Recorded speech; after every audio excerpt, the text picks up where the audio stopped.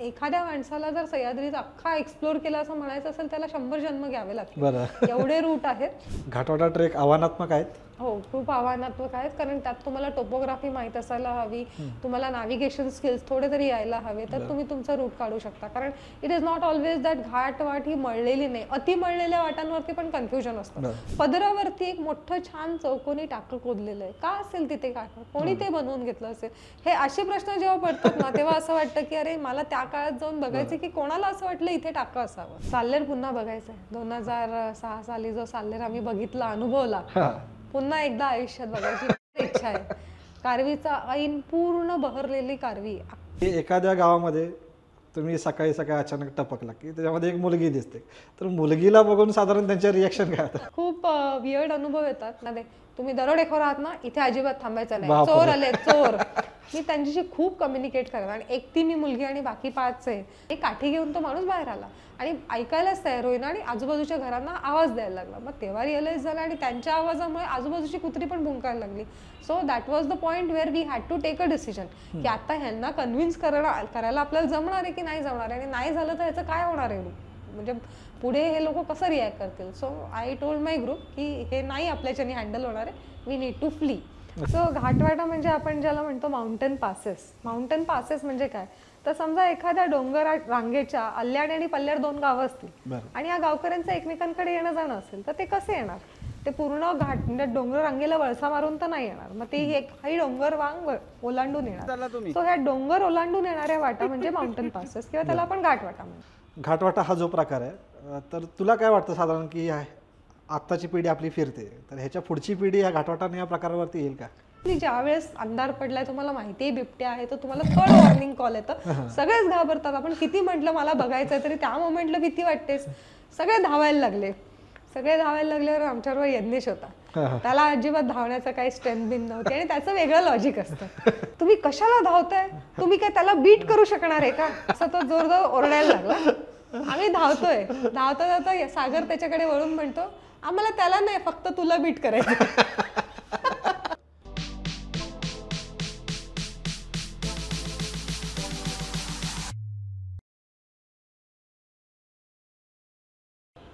मित्रांनो, उनाड भटकंतीतर्फे दर महिन्याला अतिशय सुंदर अशा ट्रेक्स किंवा टूर्सचं आयोजन आपण करत असतो.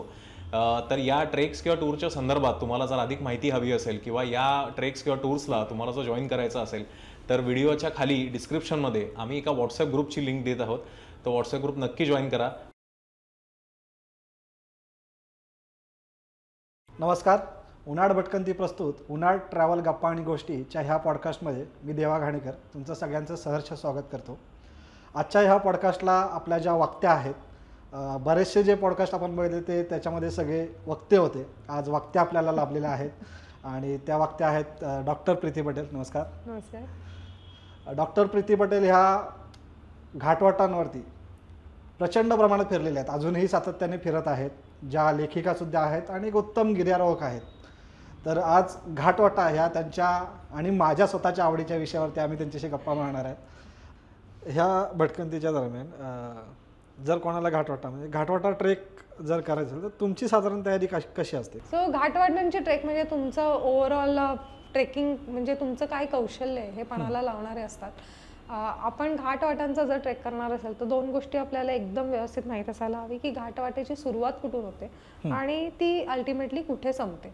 सो आपल्याला बेस विलेज माहीत असायला हवं, आपल्याला एंड विलेज माहीत असायला हवं, म्हणजे 2 कुठल्या गावांना जोडणारी ती वाट आहे हे बेसिकली माहीत असेल. मग तुमच्या सोयीप्रमाणे तुम्ही ठरवायचं की तुम्हाला ती चढून जायची की तुम्हाला उतरून यायचं.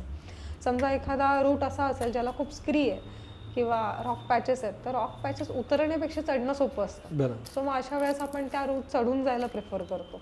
किंवा जर तुम्ही पुण्यातनं येत असाल आणि तर तुम्ही विचार कराल की एवढं ट्रॅव्हल करून कोकणात कशाला मी स्टार्टला जाऊ, मी वरतून जाईन, मग मी आधी उतरून जाईन आणि मग येताना मी जास्त ट्रॅव्हल करून घरी येईन. असं तुमच्या प्लॅनिंगप्रमाणे तुम्ही डिसाईड करायचं, तुमच्या कन्व्हिनियन्सप्रमाणे की तुम्ही कुठून सुरू करणार आणि कुठे संपणार.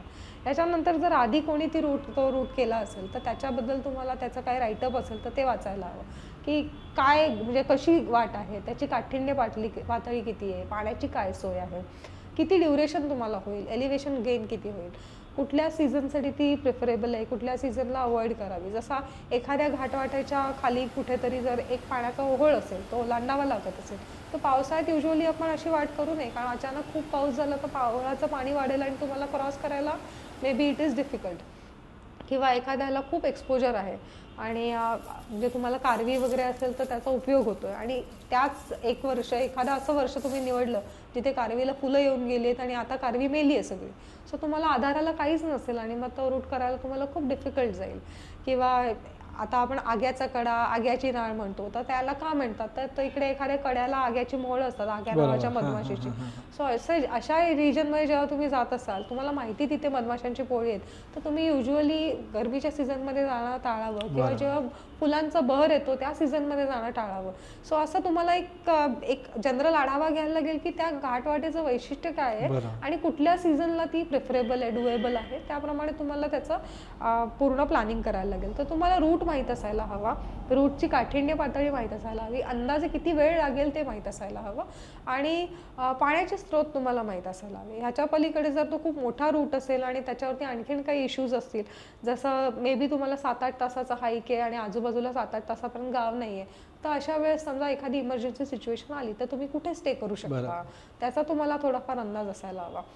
आणि जर म्हणजे गावातनं निघताना वगैरे काय बेसिक करायला हवं, तुम्ही एखाद्या गावात गेला तर कुठेतरी गावाच्या बाहेर गाडी लावली परस्पर निघून गेलं असं कधीच करू नये. गावात जावं, 4 लोकांची बोलावं, भलेही तुम्ही गाईड घेणार नसेल, तुमचा ट्रेक करणार असेल, पण कोणाच्या तरी अंगणात ओळख काढावी, 2 गोष्टी बोलाव्या, त्यांच्या गाडी लावावी आणि त्याला सांगा आमचा असा प्लॅन आहे, आम्ही इतके वाजता इथे जाऊ आणि अंदाजे इतके वाजेपर्यंत परत येऊ, असा आमचा प्लॅन आहे. हे सांगून ठेवणं कधी चांगलं असतं, कारण उद्या जर तुम्हाला तिकडे काही इमर्जन्सी सिच्युएशन आली तर तुम्हाला सगळ्यात पहिले मदतीला कोण येऊ शकतो, तर तो गावकरीच येऊ शकतो. सो गावातनं निघताना जर कुठली गावकरी असेल, त्याचे 2 लोकांचे नंबर घेतले की बाबा आमचा हा नंबर आहे, हा तुमचा आम्हाला नंबर देऊन ठेवा आणि काही प्रॉब्लेम झाला तर आपल्याला इमिजिएटली तिथे हेल्प मागवता येते. सो हे एटिकेट्स जनरली पाळावेत. असं अचानक कुठेतरी गावाच्या बाहेर मंदिराच्या इथे गाडी लावली, आपलं गेलं परत आलं, असं शक्यतो करू नये. तो गावकऱ्यांची राबता ठेवावा. घाटवाटा ट्रेक आव्हानात्मक आहेत? हो, खूप आव्हानात्मक आहेत, कारण त्यात तुम्हाला टोपोग्राफी माहीत असायला हवी, तुम्हाला नॅव्हिगेशन स्किल्स थोडे तरी यायला हवे, तर तुम्ही तुमचा रूट काढू शकता. कारण it is not always that घाटवाट ही मळलेली नाही, अति मळलेल्या वाटांवरती पण कन्फ्युजन असतं. समजा एखादा घाटवाटेची सुरुवात अशी असेल की ती जिथे पदरावरती ती वाट जाते आणि तिथे पदरावरती लोक लाकूड फाटा गोळा करायला जात आहेत किंवा तिथे त्यांची शेती आहे किंवा त्यांचा काही देवाचं ठाणं आहे, त्यासाठी खूप लोक तिथे जात आहेत, मग गुरांना घेऊन जातात, तर मग गुरं आजूबाजूला चरतात. तर पदरावर गेल्यानंतर पुढे तुम्हाला सरळ जायचंय का उजवीकडे जायचंय का डावीकडे जायचं हे तुम्हाला कळणारच नाही, कारण तुम्हाला 10 अप्रोच दिसतील. So how will you identify की आपली घाटवाट कुठली आणि ढोरवाटा कुठल्या किंवा शिकारीच्या वाटा कुठल्या, ह्या सगळ्याचा तुम्हाला अंदाज असायला हवा. त्यामुळे घाटवाटांचं पूर्ण माहिती असून त्याचं नॅव्हिगेशन करण्यासाठी डेफिनेटली स्किल लागतात. आता ज्या काही वाटा आहेत, डांबरी रस्त्यांच्या ज्या घाटवाट आहेत त्यांना घाटवाटा म्हणायचं का? बरेचसे घाटवाटा, जुन्या काळात ज्या घाटवाटा होत्या, स्पेशली व्यापारी मार्ग, तिथे आता आपण बघतो की जसं प्रगती झाली तसे सडकांचं जाळं पसरलं आणि त्यामुळे त्या घाटवाटा फोडून आता तिथे रस्ते झालेले आहेत. तर रस्ते झाले म्हणून त्यांना आपण घाटवाटा म्हणणार नाही असं नाही, पण आता त्या वापरातल्या घाटवाटा नाही म्हणता येणार, म्हणजे त्या पायी वापरात उरलेल्या नाहीयेत, तर ते मोटरेबल रोड झालेले आहेत. तर आपण अजूनही म्हणतो ना भोरघाटाने जातो किंवा थळघाटाने गेलो, ते घाटच आहेत पण आता ते मोटरेबल आहेत, म्हणजे आपले पायी जाण्याच्या दृष्टीने ते काही सुटेबल नाही राहिले. कुंभारली घाट भरपूर आहेत, अणुस्कुरा घाट आहे, अणुस्कुरा घाट पण पूर्ण फोडून केलेले आहे. तामिणी ही पण पहिले घाटवाटच होती, त्याचा आता तामिणी घाट झालेला आहे. वरणची पण वाटच होती, पहिले पायी वाट होती, बैलगाडी जायची एवढी वाट होती, त्याला आता फोडून पूर्ण डांबरीकरण केलेलं आहे. सो ह्या जुन्या घाटवाटच आहेत पण आता त्याचं डांबरीकरण झालंय. हो, तर मुख्य विषय जो आहे घाटवाटा आपला, तर घाटवाटा हा नक्की प्रकार काय? कारण लोकांना दुर्ग भ्रमंती किंवा मंदिरे भ्रमंती असं जे असतं, घाटवाटा हा नक्की प्रकार काय आहे? सो घाटवाटा म्हणजे आपण ज्याला म्हणतो माउंटेन पासेस म्हणजे काय, तर समजा एखाद्या डोंगर रांगेच्या अल्याड आणि पल्ल्याड 2 गावं असतील आणि या गावकऱ्यांचं एकमेकांकडे येणं जाणं असेल, तर ते कसे येणार? ते पूर्ण घाट म्हणजे डोंगर रांगेला वळसा मारून तर नाही येणार, मग ते ही डोंगर वांग ओलांडून येणार. सो ह्या डोंगर ओलांडून येणाऱ्या वाटा म्हणजे माउंटेन पासेस किंवा त्याला आपण घाटवाटा म्हणतो.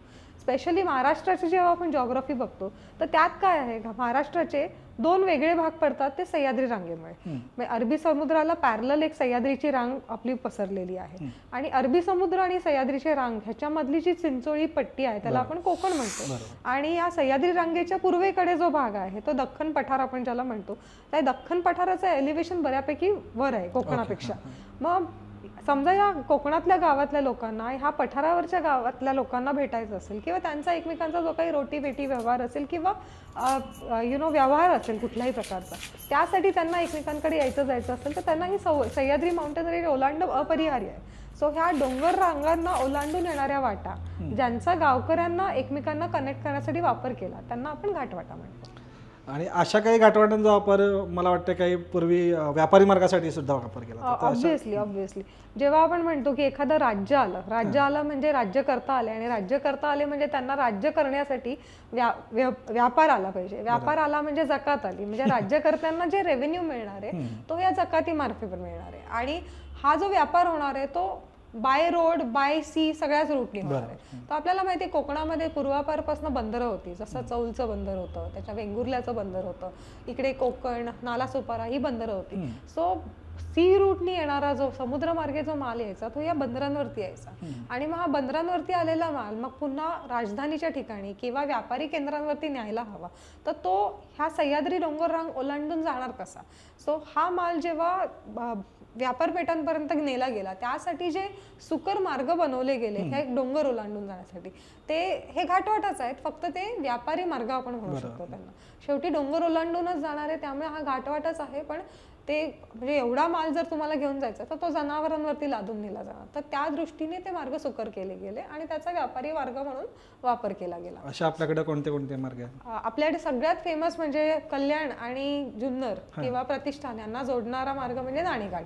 सो सातवाहन कालामध्ये हा नाणेघाट बनवला गेला आणि तिथे आपल्याला सातवाहनकालीन लेणी पण मिळतात घाटवाटेवरती. आणि तिथे एक रांजण आहे, त्याचं एक आख्यायिका सांगितली जाते की तिथून जो काही म्हणजे माल आणला जायचा त्याच्यावरती जी काही जकात लावली जायची, तर ही जकात जी लावली जायची ती एवढी असायची किंवा तिथून एवढा माल यायचा जायचा की एका दिवसामध्ये जर एका जनावराला 1 आण्याची जकात असेल तर तो जो हंडा तिथे ठेवलाय तो पूर्ण त्या आण्यांनी भरून जायचा. ही आख्यायिका आहे, ऍक्च्युली तसं काय हे नाहीये, पण म्हणजे आपण ह्या आख्यायिकाचा एवढं काय बोध घ्यायचा की त्या काळात सुद्धा हा मार्ग किती वापरात असेल आणि किती माल तिथून वाहून नेला जात असेल. जर अशी आख्यायिका तिथे निर्माण झाली म्हणजे त्या काळच्या लोकांनी तेवढी माल वाहतूक तिथून पाहिलेली आहे. सो असे बरेच मार्ग होते, हा एकच मार्ग असं नाही. वेंगुर्ला ते कोल्हापूर जॉईन करणारी आपल्याला अणुस्कुरा घाट सारखा मार्ग माहिती आहे. त्याच्यानंतर ब्रिटिशकालीन ह्याच्यामध्ये आपल्याला साव घाट, तामिणी घाट ह्या रूटचा उल्लेख मिळतो. सो थळघाट म्हणजे कसारा आणि ह्याला जोडणारा, कसारा मार्गे आपल्याला औरंगाबाद साईडला नाशिक साईड जोडणारा रूट आहे. त्याच्यानंतर कल्याण मार्गे आपल्याला औरंगाबाद जोडणारा माळशेज घाट आहे, जुना माळशेज घाट आहे. सो असे अनेक मार्ग जे व्यापारासाठी वापरले गेले. ठीक आहे, व्यापाऱ्यांसाठी काही मार्ग वापरले गेले, गावकऱ्यांसाठी काय? तुम्हाला हा नाद कधी लागला? सो मला घाटवाटांचं वेड कसं लागलं तर त्याला 2-3 गोष्टी जबाबदार आहेत. म्हणजे माझ्या आयुष्यातले मी पहिले जे 10 ट्रेक केले त्यातल्या 5 ट्रेकमध्ये तरी घाटवाटा कुठे ना कुठेतरी शिरल्यास. समजा आता जीवधनला जायचं असेल तर नाणेघाटांनी चढलो, जीवधन केला आणि बोरांड्याच्या दारांनी उतरलो. किंवा आम्ही राजगड, तोरणा, रायगड केलेला आहे तेव्हा बोरांड्याच्या वाटेने आम्ही खाली उतरलो. असे बरेच ट्रेक करताना म्हणजे किल्ला तर बघत होतोच, त्याच्यासोबत एखादी संलग्न घाटवाट होत होती. आणि हे जेव्हा रूट मी केले तेव्हा मला 3 गोष्टी प्रखरपणे जाणवल्या. एक म्हणजे किल्ल्यांचे मार्ग भरपूर तिथे राबता असतो त्यामुळे ते सुकर झालेले असतात. ऑलरेडी तिथे कुठेतरी पायऱ्या असतात किंवा व्यवस्थित रूट 2 लोक चालत जातील येतील. तिथे आपल्याला ना एक्सप्लोरेशनचं क्वेस्ट आपलं तिथे होतच नाही कारण ते धोपट मार्ग आहेत. पण ते जेव्हा आपण घाटवाटा करतो आणि आम्ही ज्या काळात सुरुवात केल्या स्पेशली त्यावेळेस हे रूट एवढे परिचित नव्हते. मग त्यावेळेस अशा रूटला जायचं असेल तर आम्हाला एवढंच माहित असायचं की अरे बाबा भोरांड्यातनं ती वाट सुरू होते आणि मग वरती घाटघरपर्यंत जाते आणि मग ती इथे एक नाला आहे त्या नाल्याच्या बाजूने वाट सुरू होते आणि मग तुम्ही एवढ्या डिस्टन्सला गेल्यावर तुम्ही माचीवर पोचाल, मग तिकडे गेल्यावर तुम्हाला कोल लागेल, मग कोलमध्ये पाण्याची टाकी पण आहेत. असं फक्त जुजवी माहिती मिळायची आणि या जुजवी माहितीच्या आधारे मग आपल्याला तो रूट शोधावा लागायचा. तो रूट शोधताना ते जे एक्सप्लोरेशनची क्वेस्ट होती ती फुलफिल होत होती. आणि सेकंडली मी फार्मा बॅकग्राऊंडला बिलॉंग करते, त्यामुळे आम्हाला मेडिसिनल प्लांट्स हा सब्जेक्ट होता आणि लहानपणापासून बदलापूरमध्ये वाढल्यामुळे खूप माहिती होती, झाडांची माहिती होती, औषधी वनस्पतींची माहिती होती. तसेच फ्लोरा फाउनामध्ये इंटरेस्ट होता, म्हणजे बटरफ्लाईज बघायला आवडायचे, पक्षी निरीक्षण करायला आवडायचं, फंगाय विंगाय जे काही दिसतं ते सगळं बघायला आवडायचं, त्याचं निरीक्षण करायला आवडायचं.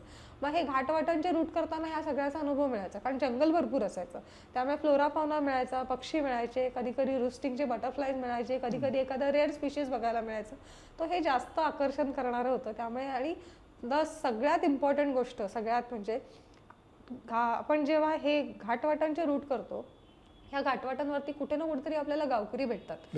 आयदर ते एकमेकांकडे जात असतात, कोणाच्या लग्नाला कुठेतरी वराड निघालेलं असतं, किंवा त्यांचं रेशनिंग खाली असतं, घाटावरच्या गावाच्या लोकांचं रेशनिंग खाली असतं, मग ते रेशन घेण्यासाठी कोकणात उतरलेले असतात आणि ते घेऊन जात असतात. तुमच्या मुलाचा आणि त्या पपीचा फोटो काढणार. आता घेतलं, नवीन पिल्लू घेतलं. अरे नाव काय तुझं? Shy of you. He's running. अरे गौरव ऐकतात. The girls are too pretty, man. Yeah. Huh? See, now they're smiling. Tell them to look at you. Look. See, they're smiling nicely. Ration साठी. अरे वा. हे जवळ पडतं का? किंवा अगदी नाणेघाटचं सांगते, आम्ही नाणेघाटच्या ट्रेकला गेलेलो, नाणेघाटात आम्ही होतो आणि मशाला यात्रा सुरू होती. तर मशाला यात्रा म्हणजे मेजरली ते यात्रेमध्ये जनावरांचा बाजार असतो. तिथे बैल खरेदी विक्री करण्यासाठी जे कोणी लोक येत होते, जे विक्रीसाठी येत आहेत ते जुन्नर साईडनी आपले बैल घेऊन खाली जात होते, आणि ज्यांनी खरेदी केले ते लोक नवीन घेतलेली जनावरं घेऊन नाणेघाट पास करून पुन्हा आपटाळी साईडला जात होते. सो हा राबता बघायला मिळाला, लोकांची त्यांचं जनजीवन काय आहे, ते कशासाठी जगतात, किंवा त्यांचा आयुष्यातल्या ह्या वाटांचा काय इम्पॉर्टन्स आहे तो आम्हाला बघायला मिळाला. आणि ते खूप म्हणजे माझ्यासाठी ते खूप इंटरेस्टिंग होतं की not only you are getting to explore the roots, you are also getting exposure to rare flora and fauna, आणि त्याबरोबर तुमचा गावकऱ्यांशी एक छान कनेक्ट होतोय, त्यांची जीवनशैली तुम्हाला समजून घेता येते की अरे बाबा हे लोक राहतात ढाकला, पण मग हे अवसारीच्या जंगलात काय येत आहेत, पदरावर काय येत आहेत, मग ते ह्याच्यामध्ये उन्हाळ्याच्या सीझनलाच काय येतात, किंवा बाबा कर्जतला आंबिवली साईडला राहणारी माणसं त्या आंध्रा डॅमच्या माश्या पकडण्यासाठी रात्री अख्खी रात्र तो घाट चढून जायचा, सकाळी सकाळी गाभोळीची ती मासे येतात पावसाळ्याच्या आधी ते पकडायचे आणि मग घरी घेऊन जायचे, की त्यांची उपजीविका कुठेतरी ह्या घाटवाटांशी संबंधित आहे ते शिकायला मिळत होतं. त्यामुळे घाटवाटांकडे ओढा वाढला. हा जो फोटो आहे ना तो साल्लेर किल्ल्याचा आहे, आणि या वर्षीचा कारवीचा भर तर आपण बघितलाच आहे. तर ह्याच्या 8 वर्ष आधी पण कारवी फुललेली, आणि त्या काळामध्ये आम्हाला जस्ट एक कोणाच्या तरी ग्रुपवरती फोटो दिसला की कारवी फुलली आहे साल्लेरला, आणि आमचा अंदाज होता की एखाद आठवड्यामध्ये फुल ब्लूम होईल आणि आपण ते मिस करायला नको, म्हणून खास सुट्टी घेऊन आम्ही साल्लेर ट्रेक करायला गेलो. साल्लेरच्या माचीवरती गेल्यानंतर आम्ही जस्ट फक्त परशुराम मंदिराकडे असं टर्न झालो, आणि जो दृश्य जो अनुभव आम्हाला तिथे मिळाला ते शब्दातीत आहे. तुम्ही बघू शकता या फोटोमध्ये की अख्खा डोंगराचा उतार हा जांभळा झालेला आहे, पूर्ण उतारावरची कारवी फुल ब्लूम मध्ये होती, आणि डोंगर म्हणजे तो जांभळा शालू लेल्यासारखा तो दिसत होता त्या काळी. हा जो फोटो दिसतोय तुम्हाला तो तेरेखोल म्हणून नदी आहे तळ कोकणातली, आणि आम्हाला असा एकदा असा विचार केला की चला आपण नेहमीच ट्रेक करत असतो, घाटवाटा करत असतो, एखादी नदी कुठून उगम पावते ते बघूया. आणि आम्ही ती नदी फॉलो करत करत करत डोंगरात गेलो, तेव्हा आम्हाला हे असं तिचं रूप बघायला मिळालं की डोंगरात आत वळसे घेत जेव्हा ती कड्या कपाऱ्यातनं येते त्यावेळेचं जे प्रेशर, त्याच्यामधल्या पावसाळ्यात जे पाणी वाहत असेल त्याच्याने डोंगर कसा तासला गेलाय, आणि हे इतकं सुंदर दृश्य तिथे आम्हाला बघायला मिळालं. सह्याद्रीत फिरताना मी तुम्हाला जसं सांगितलं की रूट त्याच्यावरचे चॅलेंजेस, त्याचप्रमाणे फ्लोरा आणि फाउनामध्ये मला इंटरेस्ट होता, त्यामुळे फ्लोरा आणि फाउनाचे जे वेगळे वेगळे फिनॉमिनाज आहेत ते बघण्यासाठी पण फार आवडायचं. तर पावसाळ्याच्या आधी आपल्याला माहिती आहे की काजवे चमकतात, काजवे ब्लूममध्ये असतात, किंवा त्यांचा तो विणीचा हंगाम असतो, त्यामुळे मास काय म्हणतात त्यांचं रुस्टिंग आपल्याला एखाद्या ठिकाणी बघायला मिळतं, आणि संध्याकाळच्या वेळेस एखाद्या झाडावरती असंख्य काजवे तुम्हाला लुकलुकताना दिसतात. तर हे बघणं पण एक वेगळा अनुभव आहे, आणि हा असाच एक सह्याद्रीतला फोटो आहे जिथे हजारो काजवे तुम्हाला या झाडावरती बसलेले दिसतील. हा जो फोटो दिसतोय त्याच्यामध्ये तुम्हाला एक बायोल्युमिनिसन्सचा फिनॉमिना बघायला मिळतोय.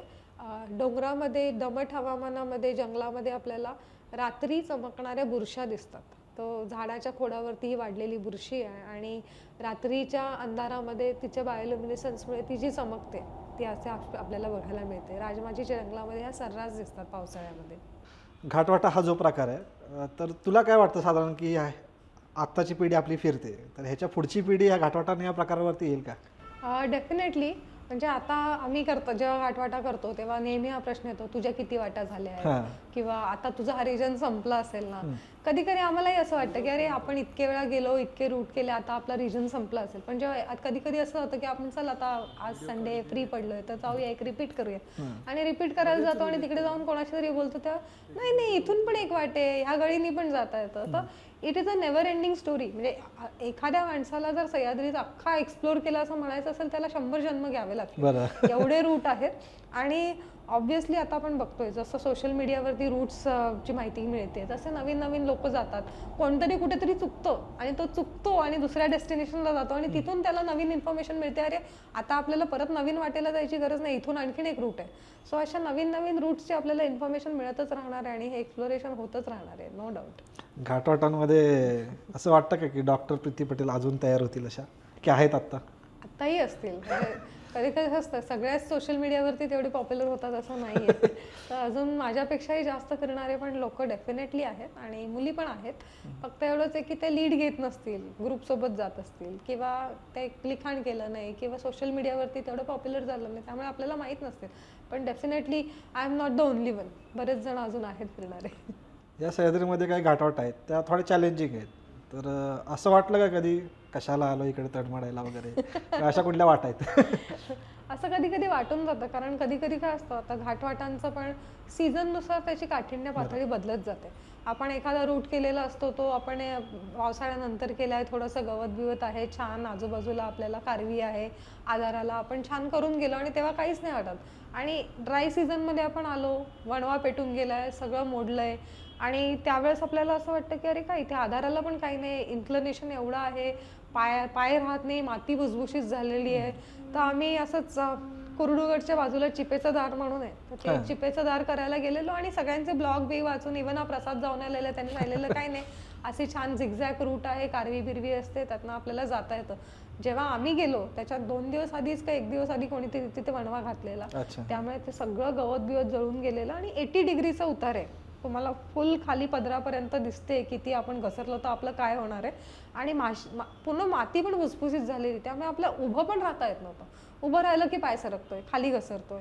म्हणजे ते असं झालं की आपण एक जनरल घाटवाट करायला आलेलो आणि असं म्हणजे अक्षरशः लोळालोळी होईल त्यात ते काळा सगळं अंगाला लागेल हे कोणालाच एक्सपेक्टेड नव्हतं. सगळे अंग खराब झालेलं बॅग खराब झालेल्या माखलेले आणि केला तर एवढूसच रूट होता. त्यामुळे असं वाटलं की आपण का आलो इथे ह्याच सीझनला यायला हवं होतं काही ते वाटलं त्यावेळेस. खूप छान गप्पा चालल्यात बऱ्याच वेळा आपण गप्पा मारतो काही सेगमेंट्स आपण तयार केलेत. एक सेगमेंट असं आहे की जर तरची गोष्ट थोडासा विनोदी पार्ट आहे. तर जर आणि तर सिंपल प्रश्न सिंपल होतो. तर पहिला असा प्रश्न आहे की जर तुला एखाद्या टाइम ट्रॅव्हल करून जुन्या काळात जावंसं वाटलं काळ तर असा कुठला काळ आहे तिथे जावंसं? मला अशा काळात जायला आवडेल जेव्हा जेन्युनली गावकरी म्हणजे हे रस्ते नव्हतेच आणि ह्याच वाटा वापरत होते. तर त्यावेळेस त्या वाटा कशा असतील म्हणजे आता मी एक साधं एक्झाम्पल देईन की कुंडी म्हणून गाव आहे कोकणामध्ये तिथून आपल्याला वरती काय म्हणतात त्याला चांदोली एरियामध्ये चढून जाता येतं. आता तो सगळा रिस्ट्रिक्टेड एरिया आहे ते अभयारण्य झालेलं आहे व्याघ्र प्रकल्प आहे त्यामुळे तिथे जाता येत नाही. पण आम्ही 10-15 वर्षापूर्वी जेव्हा तिकडून तो रूट केला कुंडी घाट उतरलं आणि आय वॉज सो सरप्राईज त्याच्याबद्दल कुठे काही लिखाण नाही आहे म्हणजे कोणी त्या ट्रेकचा ब्लॉग लिहिलेला नाही आहे आणि आय वॉज नॉट नोईंग की हा रूट त्या काळी इतका वापरात असेल. 8 फुटाच्या स्लॅबच्या पायऱ्या आहेत तिथे दगडी पायऱ्या. सो एवढ्या दगडी पायऱ्या रचून एवढा घडीव घाट तिथे केला असेल म्हणजे तिथे किती राबता असेल म्हणजे त्या गाववाल्यांचं किती एकमेकांकडे येणं जाणं असेल आणि त्या रूटला किती इम्पॉर्टन्स असेल. आणि आपण विचार करू शकतो की तो रूट ज्याच्याबद्दल जास्त लिखाण कुठे आपल्याला मिळत नाही त्याच्या बाजूला एक किल्लाही आहे. तो किल्ला तिथे काय आहे कारण तो रूट तेवढा वापरत होता आणि त्या रूटवरती वर्चस्व असा म्हणून तो किल्ला होता. मग त्या एवढ्या इम्पॉर्टंट रूटवरती त्या काळात जो काही राबता झाला तो याची डोळा बघायला काय मजा येईल. सो मला असे रूट म्हणजे जेव्हा ते रूट त्यावेळेस वापरत होते ते बघायला आवडेल की बाबा इथे मला इकडे टाकं मिळालं जर डोंगरात एखाद्या ठिकाणी हे टाका का बनवून घेतलं असेल कोणीतरी, कोण इथे पाणी प्यायला येत असेल. जसं आम्ही तो राजमाची वळवण जवळचा एक रूट केलेला, घोटीचा घाट म्हणून. अनएक्सपेक्टेड रिजन, म्हणजे तिथे काय ती वाट अशी खूप मोठी नाहीये, ती काय व्यापारासाठी वापरली जात होती असंही नाही, खाली काय व्यापाराचं ठिकाण नाही, वर काही नाही, फक्त ठीक आहे राजमाजीच्या आजूबाजूचा बदली घाटवाट आहे. पदरावरती एक मोठं छान चौकोनी टाकं खोदलेलं आहे. का असेल तिथे घाट, कोणी ते बनवून घेतलं असेल? हे असे प्रश्न जेव्हा पडतात ना, तेव्हा असं वाटतं की अरे मला त्या काळात जाऊन बघायचं की कोणाला असं वाटलं इथे टाकं असावं. किंवा आपण पायमोडी घाट म्हणतो, लोणावळ्यातनं आपल्याला जर खाली उतरायचं झालं इकडे ह्याच्याकडे मुरुगगड साईडला, तर तो पायमोडी घाटावरती पण आपण बघतो की पदरामध्ये एका ठिकाणी सुंदर पाण्याचं टाकं आहे. का तिथे टाकं बनवून घेतलं असेल? कोणाला असं वाटलं असेल की केव्हा किती राबता असेल म्हणून ते टाकं बनवलं गेलं. सो ते वाहते घाट मला त्या काळचे बघायला आवडतील. दुसरा प्रश्न आहे, जर तुला असं वाटलं की एखादा मागचा ट्रेक खूप सुंदर झालाय, जर आता संधी भेटली तर त्या ट्रेकला जायला, असा कोणता ट्रेक आहे तुला त्या ट्रेकला जायला आवडेल? मला तशाच रिजनमध्ये म्हणजे तसाच पुन्हा बघायला मिळणार असेल तर मला साल्लेर पुन्हा बघायचं आहे. 2006 साली जो साल्लेर आम्ही बघितला, अनुभवला, पुन्हा एकदा आयुष्यात बघायची फार इच्छा आहे. कारवीचा ऐन पूर्ण बहरलेली कारवी, अख्खा पूर्ण म्हणजे त्या पूर्ण टॉप पासून ते माचीपर्यंत पूर्ण डोंगर जांभळा झालेला होता. आणि ते जे बघितलं तसं दृश्य पुन्हा कधी बघायला नाही मिळालं आणि मला तो पुन्हा साल्लेरचा तो ट्रेक करायला आवडेल. तिसरा प्रश्न, जर महाराष्ट्र सरकारकडून तुम्हाला मंत्री बनण्याची संधी मिळाली तर असं कुठलं खातं किंवा कुठल्या विभागाचं मंत्री बनायला आवडेल?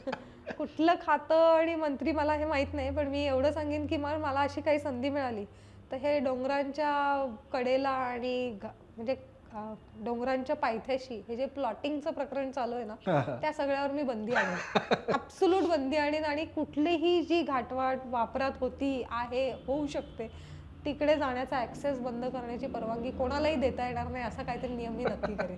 कारण आज कित्येक रूट बंद होत चालले, त्याचं रिझन आहे की त्याच्या खालची जागा कोणीतरी घेतली, कंपाऊंड घातलं आणि ॲक्सेस बंद केला. तुम्ही गावकऱ्यांची ॲक्सेस कसे बंद करू शकता? त्यांचं जीवन तिथे अवलंबून आहे, त्यांना पदरावर जायचंय, त्यांच्या गोधनासाठी, त्यांच्या जीवितेसाठी ज्या उपयोगी वस्तू ते तिथून गोळा करतात. How can you close their access? It is like denying their right on the जंगलावरचा. तर ते चुकीचं आहे, ते खूप पाहायला हवं. आताच ग्रामीण जीवनाबद्दल बोललात, तर सुरुवातीला तुम्ही घाटवाटा चालू केला त्यावेळेचं ग्रामीण जीवन आणि आत्ताची आधुनिक पद्धती जीवनाची, ह्या आधुनिक जीवनाचा त्यांच्या जीवनावरती काही विशेष परिणाम झालाय का? खूप परिणाम झाला. म्हणजे आम्ही नवीन जेव्हा ट्रेक करायचो ना, तेव्हा सगळ्याच म्हणजे गाव खेडं तिथे ST वगैरे ह्या योजना एवढ्या विकसित झाल्या नव्हत्या किंवा प्रत्येक ठिकाणी म्हणजे रस्ता जातोच आहे असं नाहीये, बऱ्याच वाड्यांपर्यंत रस्ता नव्हता. त्यामुळे रस्ते व्यवस्थित नसल्यामुळे गाड्या अप्रोच होत नव्हत्या गावाला. त्यामुळे गावकरी लोकांना ह्या घाटवाटांवरची त्यांची डिपेंडन्सी जास्त होती. लोक चालती होती, लोकांकडे गुरं होती, त्यामुळे गुरांना चारा आणण्यासाठी, गुरांना म्हणजे जंगलात चरण्यासाठी नेण्यासाठी किंवा गुरांचे व्यवहार करण्यासाठी, कोणाला 2 बकऱ्या घ्यायच्या आहेत, मग खालच्या गावातल्या कोणाकडे तरी 2 बकऱ्या आहेत त्या घेऊन आला तो, यासाठी घाटवाटांचा वापर होत होता. किंवा एखाद्या म्हणजे गुगुळशीला राहणारा माणूस, त्याला डॉक्टर खाली शेवत्यातच आहे, मग त्याच्याकडे कोण आजारी पडलं तर शेवत्यात जाणं त्याला अपरिहार्य होतं, कारण बोर्डी किंवा केळदला तेव्हा डॉक्टर येत नव्हते. सो ह्या वाटा वापरात होत्या. पण आता काय झालंय, प्रत्येक गावात जवळजवळ सडक पोहोचली आणि जिथे जिथे रस्ते गेले तिथे तिथे 2 व्हीलर आल्याच. आता परिस्थिती पण बदलली, त्यामुळे 4 व्हीलरही आल्या, नवी पिढी शहरात स्थलांतरित झाली, पगार आले, शेती कमी झाली, गावामध्ये लोकसंख्या कमी झाली, त्यामुळे घरामध्ये गुरं बघणारा कोणी राहिला नाही. जर तुमच्याकडे 10 गुरं असतील तर तुम्हाला एक माणूस डेडिकेटेडली रोज लागतो त्या गुरांना फिरवून आणायला, चाऱ्यासाठी न्यायला, पाण्याला न्यायला. एक कोणतरी बाई लागते जी गोठा साफ करेल, ते सावरून ठेवेल सगळं. आज तुमची न्यूक्लिअर जेवढी लाईफस्टाईल व्हायला लागली आहे, फॅमिलीज 4-4 जणांच्या व्हायला लागल्या आहेत, तिथे तुम्हाला हे पॉसिबल नाही. त्यामुळे लोकांनी गुरं काढून टाकली, शेती बंद झाली. भरपूर ठिकाणी म्हणजे गव्हर्नमेंटनीच गुरांना त्या संरक्षित हे एरिया आहे, वन खात्याच्या अखत्यारीत आहे, मग इथे तुम्ही नाचणी करायची नाही, इथे तुम्ही वरी करायची नाही कारण हे वन खात्याच्या अखत्यारीत येतं, इथे तुम्ही शिकार करायची नाही. मग ह्या सगळ्या गोष्टींसाठी गावकऱ्यांचा जो जंगलाकडचा वापता होता तो कमी झाला आणि जंगलात जाणं नाही झालं म्हणजे त्यांचं एकमेकांकडे या वाटांवरनं येणं जाणं बंद झालं. तर वाटांचे वापर खुंटलेत, बऱ्याच वाटा त्यामुळे विस्मृतीत जायला लागल्यात. हा एक मेजर इश्यू आहे. आणि दुसरा म्हणजे ऑब्व्हियसली जोपर्यंत गावामध्ये कमर्शियलायझेशन आलं नव्हतं. म्हणजे एखादा ग्रुप येतोय आणि मग ते गाडी घेऊन येत आहेत, मग ते तुम्हाला सांगतात आमच्या जेवणाची सोय करा, त्याच्या बदल्यात आम्ही तुम्हाला पैसे देऊ. हे योग्य आहे, ह्याच्यात काही चुकीचं नाहीये. पण जोपर्यंत ही गोष्ट तिथे पोहोचली नव्हती तोपर्यंत आम्ही कुठल्याही गावात जायचो, स्टे करायचो, तिकडे आम्ही त्यांचे पाहुणे असायचो. आणि I don't remember hardly anybody has charged us की 200 रुपये दिले ना तरच तुला जेवायला देईल, किंवा बाबा माझ्या ओसरीत जर तू झोपणार असेल तर तुला 500 रुपये पर पर्सन द्यायला लागेल. हे कमर्शियलायझेशन नव्हतं. गावात आम्ही वेलकम्ड होतो, अतिथी होतो. गावात राहण्या खाण्यापासूनची सोय आमची व्हायची. आणि ऑब्व्हियसली आम्ही पण असं नव्हतो की बाबा तो पाऊणचार घेतला फुकटचा आणि गेलो, त्या बदल्यात आम्ही पण काहीतरी करतो. मग आम्ही आमच्याकडे समजा कोणी इकॉनॉमिक मदत घेत नसेल तर आम्ही आमचे सोलार लॅम्प्स आमच्यासोबत ठेवायचो की त्यांना ते उपयोगी आहे. आपण सोलार लॅम्प दिला, एखादी नऊवारी साडी आपल्याबरोबर ठेवली, एखाद्या मावशीने आपल्याला मदत केली तिला एक साडी दिली, असा कुठल्या ना कुठल्या स्वरूपात आपण त्याला मोबदला देत होतो. पण तो जो घरोबा होता तो आता बंद झालेला आहे आणि आता बऱ्यापैकी कमर्शियल झालेलं आहे. जरी तुम्ही गावातल्या मंदिरात जरी झोपत असाल आणि गावाचं जर काही कोणाचं एखाद्या कमर्शियल तिथे फॅसिलिटी असेल तर ते म्हणतील मंदिरात झोपू नका, इकडे सोय आहे, तुम्ही इकडे झोपा.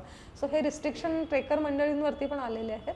आणि ऑब्व्हियसली गावकऱ्यांचं जसं डोंगराकडे आणि पायी होणारा राबता कमी झालाय तर घाटवाटांचा वापर कमी होत चाललाय. आताच बोलताना बोलले की वाटा विस्मृतीत चालल्यात. तर या वाटावर दाखवण्याचं जे मेन काम आहे तिथलं ग्रामस्थ किंवा जुने वाटाडे एक प्रकारचं म्हणूया, तर ह्या वाटाड्यांचा काय अनुभव आहे किंवा एखादा किस्सा आहे का त्यांच्याबद्दलचा जोडून जो लक्षात राहिलेला आहे? सो आपण म्हणतो व्यक्ती तितक्या प्रकृती, तसेच घाटवाटांवरती भेटणाऱ्या वाटाड्यांचे पण वेगळे वेगळे किस्से आहेत. म्हणजे जसे चांगले अनुभव आहेत तसे वाईट अनुभवही आहेत.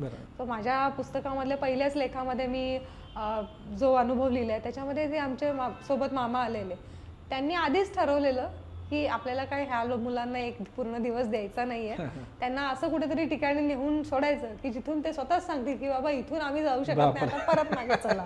सो त्यांचं गणितच ते होतं. सो असेही लोक भेटतात की जे तुम्हाला म्हणजे फॉल्स प्रिडिक्शन देतात की हा मला रूट माहिती आहे, मी तुम्हाला घेऊन जातो ना, चला. त्यांनी आधीच ठरवलेलं असतं हे काय पोरं चालणार बिळणार नाहीत, एखाद्या ठिकाणी अशा ठिकाणी नेऊन त्यांना उभं करायचं की अरे इथून तर पुढे वाट नाही, आता काय करायचं, चला परत. पण मग अशा लोकांना पण आम्ही पुरून उरतो कारण आपला अभ्यास झालेला असतो. त्यांनी ठिकाणी एखाद्या ठिकाणी नेलं की आपल्याला आजूबाजूच्या सिनारीवरनं कळतं की आपण बरोबर जातो चुकीचं जातो, तर त्यांना बरोबर आपण शब्दात पकडून त्यांना बरोबर इगो त्यांचा हट करून तुम्हाला माहीतच नव्हतं तर घेऊन का आले असं 2 वाक्य झाली की ते बरोबर शोधतात आणि नेतात आपल्याला. सो असेही अनुभव येतात आणि एकदम चांगले अनुभवही येतात. म्हणजे असाही आमचा अनुभव आहे, वाटाडे आम्हाला गावातनं मिळतच नव्हता. एका किल्ल्याला आम्हाला जायचं होतं आणि तो किल्ला जनरली लोक म्हणजे जात नव्हते आणि 12-15 वर्षापूर्वीची गोष्ट आहे. अबॅन्डन्ड असा एरिया, एकदम जंगलातला एरिया होता आणि कोणी जातच नाही तिथे. तर आम्ही गावात प्रत्येक घरी जाऊन आम्ही विचारलं की आम्हाला जायचं, तुम्ही फक्त आम्हाला रूट स्टार्ट कुठून होतो तेवढं लावून द्या, पुढचं एक्सप्लोरेशन आम्ही करतो. अख्ख्या गावात ना आम्हाला कोणी मिळालं नाही. आम्ही जस्ट थिंकिंग की आता काय करायचं, अबॅन्डन करायचा का आपला. तर एका झाडाखाली ना एक 90 वर्षाचे आजोबा बसलेले होते. ते सगळं आमचं 20-25 मिनिटाचं हे सगळं त्यांनी बघितलं होतं. आणि आम्ही तिथे उभे असताना ते आले, ताई तू एवढ्या लांबून आमच्या गावातला किल्ला बघायला आली आहेस आणि हे सगळे म्हणे हे निठल्ले लोक आहेत, हे कधीच जात नाही, यांना काय, चल मी तुला दाखवतो. माझ्याच्याने जास्त चालवता होणार नाही, मला जेवढं जमेल तेवढं मी तुझ्याबरोबर येतो आणि तुला दाखवतो. आणि ते आजोबा आमच्याबरोबर 1.5 किलोमीटर जंगलात चालत आले. त्यांनी आम्हाला रूटला लावून दिलं आणि पुढची सगळी माहिती त्यांनी आम्हाला दिली. इथून पुढे असं जा, मग तुम्हाला एक कोल येईल, तिथे उतरा, मग डावीकडे थोडा रस्ता शोधा, पुढे गेल्यावरती तुम्हाला मंदिर दिसेल, तो किल्ला आहे. So it was very sweet surprise for us की बाकी अख्ख्या गावातनं कोणी तयार नाही आलं. बरं बाकी ती लोक बघत पण होती तिकडे, हे आजोबा आमच्याबरोबर निघाले तेव्हाही कोण बोललं नाही की बाबा तुम्ही थांबा आम्ही जातो. म्हणजे असेही अनुभव येतात. आणि असे अनुभव झाले की आम्ही पहिल्यांदा गेलो तेव्हा गावकऱ्यांनी आम्हाला सांगितलं नाही हा रूट झालेलाच नाही, 10 वर्षात कोणी गेलं नाही, तुम्हाला कोणी मिळणार नाही. आणि मग कोणतरी एक सांगतो की तू जातोस का रे, बघ तू जातो ना शिकारीला कधी कधी त्या वाटेने, नेतोस का यांना. मग एक माणूस कोणतरी असा येतो एकदम, मी तुम्हाला तुथपर्यंत घेऊन जाईन जेवढं तुम्हाला जाता येतं, तुमची रूट होईल याची जबाबदारी माझी नाही. कारण त्यांना एकदम एक मुलगी आली आहे, बरं ही ती रूट करेल का, तिथले ते कडे कपारी तिला पार करायला जमेल का, हिची बॅग घेऊन चालेल का, इथपासून त्यांना डाऊट असतो. मग त्यांना आम्हाला सांगतो दादा तुम्ही फक्त वाट दाखवा, ते रूट करायची जबाबदारी आमची. आणि मग जेव्हा आम्ही तिकडे गेलो, पहिला रूट व्यवस्थित झाला आणि एक रूट उतरून गेल्यावरती मग जेव्हा त्यांना कॉन्फिडन्स, अरे ही बाई तर चालते चांगली, टणटण उड्या मारते आणि पॅच पण निगोशिएट केले, मग त्यांची मग हळूहळू मग ते सांगतात आपण इकडून नको जाऊया, ही वाट तुम्ही केली ना, इथून अजून दुसरी एक वाट आहे, मी तुम्हाला त्या वाटेने नेतो. सो असं बरेच वेळा झालेलं आहे की 1-2 ट्रेक आमच्यासोबत केल्यानंतर जेव्हा त्यांना आमच्यावरती कॉन्फिडन्स येतो की बाबा ही पोरं चालतायत, ह्यांची कपॅसिटी आहे, ह्यांची जंगलात राहायची कपॅसिटी आहे, ह्यांना जंगल माहिती आहे, ह्यांना झाडं माहिती आहेत, रूट कसे नॅव्हिगेट करायचे ह्याच्यावरती त्यांना कॉन्फिडन्स आला की आपल्याला ह्यांना हात द्यायला लागत नाहीये, खेचडत न्यायला लागत नाही, ह्यांच्या बॅगा घ्यायला लागत नाही. तेव्हा मग त्यांची हळूहळू कळी खोळायला लागते आणि मग ते आपल्याला रूटची माहिती देतात. मग त्यांना हे पण कळतं, आपण जेव्हा त्यांच्याशी कम्युनिकेट करतो की कुठे इथे पाणी असेल तर दाखवा, कुठे इथे तुमचं देवाचं खाणं असेल तर दाखवा, then you get that information. बरोबर ते सांगायला लागतात. मग तुम्हाला ते त्यांच्या हिडन पाण्याच्या जागा दाखवतील किंवा त्यांची तिथे वाटेवरती काही किल्से घडले असतील तर ते सांगतील. जसं एखाद्या रूटला जर एखाद्या स्पेसिफिक नाव मिळालं असेल आणि तिथे गोदाईची वळ म्हणून एक वळ आहे, मग तिथे त्या गोदाईची वळ का त्या वाटेचं नाव आलं, तर तिकडे एक गरोदर बाई जिचं नाव गोदावरी होतं, ती गरोदर पूर्ण गरोदर असताना ती वाट आणीबाणीच्या परिस्थितीत चढून गेली होती, म्हणून मग ती त्या वाटेने चढून आली म्हणून त्या वाटेला नाव गोदाईची वळ असं पडलं. असे जे काही त्यांचे आख्यायिका किस्से असतात ते हळूहळू आपल्याला सांगायला लागतं.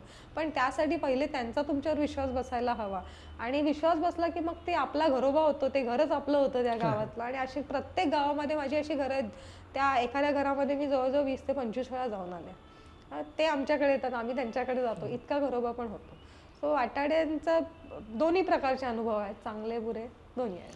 गाववाल्यांचा विश्वास या विषयावरती आपण प्रश्न आहे की एखाद्या गावामध्ये तुम्ही सकाळी सकाळी अचानक टपकला की त्याच्यामध्ये एक मुलगी दिसते, तर मुलगीला बघून साधारण त्यांचे रिॲक्शन काय होतं? खूप वियर्ड अनुभव येतात. म्हणजे आम्ही माझ्या पुस्तकात पण मी लिहिलेलं आहे, कुंभ्याला गेलेलो पहिल्यांदा आणि कुंभे वॉटरफॉलमुळे तो रिजन खूप फेमस आहे. आपल्याला आता सोशल मीडियावरती आला म्हणून आता माहिती आहे, पण कोकणात माणगावात या एरियातल्या लोकांना ऑलरेडी माहिती आहे तिथे वॉटरफॉल आहे. आणि साहजिक आहे, वॉटरफॉल आला म्हणजे पावसाळ्यामध्ये पिकनिकला जाणारी लोक आली, प्लस मुलं मुली तिकडे येऊन तिकडे टाइमपास करतात, मग त्यांचे काही किस्से झाले, त्याच्यामुळे गावाला होणारा पोलिसांचा त्रास. तिथे 2-3 असे इन्सिडेंट झालेले की 3-4 फ्रेंड्स आले आणि मग त्यातल्या एखाद्याचा त्यांनी खून करून टाकला, मग ती बॉडी मिळाली आणि मग पोलिसांनी यांनाच पकडलं, गावकऱ्यांना. तुमच्या गावात ना आले आणि तुम्हाला माहित कसं नाही, तुम्ही लक्ष कसं नाही ठेवत. मग एक कोणतरी मुलगा एका मुलीला पळवून घेऊन आला आणि मग तो त्या गावाच्या मागे तिथे 7 दिवस ते लोक जंगलात राहिले. मग ते जेव्हा त्यांना शोधलं तेव्हा पण पोलिसांनी येऊन गावाला त्रास दिला की तुमचं लक्ष कसं नाही तुमच्या जंगलाकडे. मग ह्या किस्स्यांमुळे गावांनी मिळून ठरवलं की इथे कोणाला येऊच द्यायचं. आणि मग हे आता आम्हाला माहित कसं असणार, आम्ही फक्त गुगलवरती मॅप बघितला, लोकेशन बघितलं, इथे रूट असू शकतात असा विचार करून एक रात्री आम्ही, मला संडेला एकच दिवस सुट्टी असते, त्यामुळे सॅटर्डे नाईटला निघायचं, रात्री 1-1:30 वाजेपर्यंत गावात पोहोचायचं, राहायचं, सकाळी 6 वाजता उठून गावकऱ्यांशी बोलून ट्रेक करायचा. हा आमचा नेहमीचा प्रोग्राम. आम्ही सॅटर्डेला रात्री 12:30 वाजता कुंभ्यामध्ये पोहोचलो. आता रात्री 12:30 वाजता गाडी येऊन थांबली म्हटल्यावरती 2-3 आजूबाजूच्या घरांनी लाईट लावल्या. एक चिकू आजी नावाची आजी होती, ती बाहेर आली, त्यांनी नॉक केला, आम्ही गाडीत झोपलो, कशाला आलात तुम्ही. मग आम्ही त्यांना म्हणलं आम्ही असे गिर्यारोहक आहे, डिक्की वगैरे उघडून दाखवली, रोप आहे, आमचं सगळे सामान आहे, आम्ही जेन्युइनली इथे ट्रेक, इथे थांबायचं नाही, आत्ताच्या आता चालायला. मग तिने, आम्ही ऐकत नाही तिचं म्हटल्यावरती बाजूच्या 4 घरांना उठवलं, ते काट्या बिट्या घेऊन बाहेर आले एकदम. आणि इथे थांबायचं नाही, या गावात यायची परमिशन नाही, यायचं असेल तर दिवसा यायचं, पोलीस ठाण्यामध्ये तुम्ही लिहून यायचं, तुमचे ID कार्ड द्या, तुमचं पॅन कार्ड द्या, इथपासून. मग त्यांना आम्ही फक्त एवढंच रिक्वेस्ट केली, आम्ही गाडीच्या बाहेर पण येत नाही, आम्हाला रात्रभर इथे फक्त राहू द्या, आपण सकाळी चर्चा करू, नाही तुम्ही इथे थांबायचंच नाही. मग असं खूप, मग एक तो काका होते, त्यांना आम्ही फक्त रिक्वेस्ट केली, आम्ही दमून आलोय, रात्रभर 4-4.5 तास ड्राईव्ह करून आलोय, आता आम्ही कुठे जाणार इथून, तुम्ही पण माहिती आहे रस्ता खराब आहे, जंगल आहे, सो प्लीज आम्हाला रात्री राहू द्या, सकाळी आपण याच्यावर चर्चा करू. पण त्यांनी पण आम्हाला ठीक आहे ID द्या तुमची, आमचे चौघांचे ID घेऊन त्यांनी ठेवले आणि मग त्यांनी सांगितलं ठीक आहे, सकाळी ID घ्यायची आणि चालायला लागायचं. या बोलीवर आम्ही तिथे थांबलो. मग सकाळी 7 वाजता अशी जाग आली तेव्हा बघितलं 4 लोक असे गाडीमध्ये असे डोकावत होते. मग त्यांचा पुन्हा तोच पाडा सुरू झाला. मग त्यांना माझं तोपर्यंत पुस्तक पब्लिश झालेलं होतं एक, सो ते त्यांना दाखवलं, बघा असे आम्ही लिहितो, आम्ही नकाशे बनवतो, मग तेव्हा त्यांना कळलं की हे जेन्युइन ट्रेकर आहेत. त्यांनी आधीचे आमचे फोटोज बघितले, माझं लिखाण दाखवलं, तेव्हा लोकप्रभामध्ये लेख छापून येत होते तर ते दाखवलं. मग त्यावेळेस त्यांना थोडासा विश्वास वाटला आणि मग त्यांना मी सांगितलं की माझं एम एवढाच आहे की तुम्ही इथून आजूबाजूच्या गावाशी कम्युनिकेट करत असाल तर ते कोणत्या रूटनी करतात मी ते फक्त डॉक्युमेंट करायला आहे. मग त्यांनी मग हिच्याबरोबर कोण जाईल, मग तू बाई चालशील का, एवढी वाट अशी आहे, तिथे घसरंड आहे, आता 5व्या वर्षात कोणी गेलं नाहीये. मग मला करमर आणि ह्याच्यामध्ये इंटरेस्ट होता. मग तुम्ही करमर साईडला जात असाल तर कसं जाणार. मग त्यांनी ते आमचे शेडगे मामा होते त्यांना शोधून आणलं, अशोक दादा फिरतात जंगलात म्हणे त्यांना घेऊन जा. मग त्यांची बिदागी ठरली, मग आम्ही गेलो आणि चांगलं संध्याकाळपर्यंत त्यांनी आम्हाला पूर्ण एरिया व्यवस्थित दाखवला. 2 रूट आम्ही त्या दिवशी नवीन केले. गावात आलो, संध्याकाळी आम्ही आलो तोपर्यंत अख्खं गाव आमची वाट बघत होतं. अच्छा तू आता लेक लिहिणार, मग असं मग संध्याकाळी आमच्या आवरावर होईपर्यंत कोणाकडनं तरी चहा आला. एका आजीने आम्हाला भाकरीसाठी पीठ आणून दिलं, नाचणी, घरची नाचणी, हे घेऊन जा. म्हणजे त्या गावानी रात्री आम्हाला इथून चालत तेव्हा हा जो एक्सपिरियन्स होता ते दुसऱ्या दिवशी आम्हाला फुकटमध्ये जेवायला घालून बिदागी देऊन म्हणजे अगदी हे घेऊन जा हे घेऊन जा करून एवढं प्रेम पण दिलं. सो असे एक्सपिरियन्सेस पण आहेत. आणि अजून आणखी एका गावाचा किस्सा सांगेन की आपल्याला खूप वाटत असतं आपण ट्रेकर आहोत, काय करून जाऊ कुठल्याही ट्रेकला, आणि आपल्याला असं वाटत असतं की आपण कुठल्याही गावात गेलो तर आपण we will always be welcome. ते तसं नसतं. आम्ही घोडग्यात गेलेलो आणि घोडगे पास करायचं, सिद्धाचा डोंगर करायचा, रांगणा करायचा असा विचार होता. पण तिकडे गेल्यावरती गावकऱ्यांची जेव्हा गप्पा मारल्या संध्याकाळच्या वेळेस तर असे काही 2-4 घाटवाटा तिथल्या कळल्या. तर म्हटलं आपण rather than doing all this things which are always done by everybody, आपण नवीन रूट आता मिळाली इन्फो तर ती करूया. मग सकाळी लवकर उठून आपण जायचं असं ठरलं. पण मेचा महिना होता. 7 वाजता आम्हाला कोकणात मे मध्ये किती गरम होतं आपल्याला माहिती आहे. आम्हाला उष्माच सहन होईना. बरं कुठल्याही घरामध्ये आमची सोय नव्हती, आम्ही मंदिरात राहणार होतो आणि मंदिरात पंखा नव्हता. तर जेन्युअनली आम्हाला झोप येणार नाही असं आमचं सगळ्यांचं मत झालं की ह्या गरमीत ह्या मच्छर पण खूप होते, आपल्याला झोप लागणार नाही, तसंही तळमळत राहण्यापेक्षा आपण नाईट ट्रेक करूया. आणि आम्ही ठीक आहे आवरावर केली, झोपायचा प्लॅन कॅन्सल केला गावामध्ये राहायचं आणि 7:30-8 वाजता काहीतरी आम्ही ट्रेकला सुरुवात केली. आणि गावात सांगितलं आम्ही जातो म्हणून. त्यांनी आम्हाला खूप सांगितलं नका जाऊ, जंगल खूप आहे, प्राणी असतील. तरी आम्ही त्यांना आम्ही जाऊ म्हणजे काही प्रॉब्लेम नाही येणार, 11-12 पर्यंत आम्ही पोहोचू. तर ते म्हणाले गाव अख्खं झोपलेलं असेल, ते कसं तुमच्याशी रिॲक्ट करेल, सगळं त्यांनी सांगितलेलं आम्हाला. बट वी वर कॉन्फिडंट ना, कारण आपण इथले ट्रेक केलेले असतात. इथे कसं जनरली मुंबई पुण्याच्या आसपासच्या गावांमध्ये 12 वाजेपर्यंत कोण ना कोणतरी जागा असतं आणि एवढा इश्यू येत नाही. आम्ही तो ट्रेक केला व्यवस्थित, म्हणजे रूट मिळाला आम्हाला. वाईल्ड लाईफ खूप सायटिंग झालं कारण प्रॉपर जंगल आहे ते, बऱ्यापैकी सायटिंग झालं. पण हळूहळू म्हणजे बळलेली वाट असल्यामुळे आम्हाला रूट मिळत गेला आणि आम्ही गावात पोहोचलो तेव्हा 11:30-12 झाले असते. अख्खं गाव चिडीचूप झोपलेलं होतं. पण आपण गेलो की कुत्र्यांना वर्दी मिळते, हालचाल होते. सो एका घरातलं कुत्रं ओरडायला लागलं, जोरजोरात भुंकायला लागलं. तर त्या घरातली लाईट लगेच लागली. म्हणजे लाईट नाही, त्यांच्याकडे सोलार असेल, त्यांनी सोलार लावला, बाहेर आले आणि त्या दादानी कोण आहे कुठून आला वगैरे. तर त्यांनी बघितलं हे 5-6 जण आहेत, मोठ्या बॅगा बिगा आणि कोट घातलेले होते. थोडंसं गारठावरती आल्यावरती होता बऱ्यापैकी, त्यामुळे कोट घातले होते आणि हातात काठ्या होत्या आमच्याकडे, कारण जंगलातनं जायचं आणि स्टिक नेहमी असतात. रात्रीच्या वेळेस साप बीप काय असेल तर स्टिक होती सगळ्यांकडे. काठ्या बिट्या घेतलेले असे 11 असे केस बीस असे झालेले आणि डोळे लाल झालेली माणसं बघून त्यांना तुम्ही दरोडेखोर आहात ना, इथे अजिबात थांबायचं नाही, चोर आले चोर. मी त्यांच्याशी खूप कम्युनिकेट करत आणि एकटी मी मुलगी आणि बाकी 5 आहे. तर त्यांचं तुम्ही चोरच आहात, आत्ताच्या आत्ता गाव सोडा. तर मी त्यांना कन्व्हिन्स करायचा प्रयत्न करते की दादा अशा आम्ही गिर्यारोग कशाला येत आहे तिथे मरायला, काय ते किल्ला आहे की काय आहे, असं म्हणजे ऐकायच्या पलीकडे.